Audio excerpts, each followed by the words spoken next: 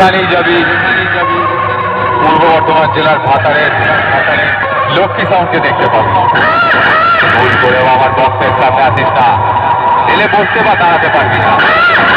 বসলে ঝাঁকুনি, দাঁড়ালে খাপুনি শুরু হয়ে যাবে।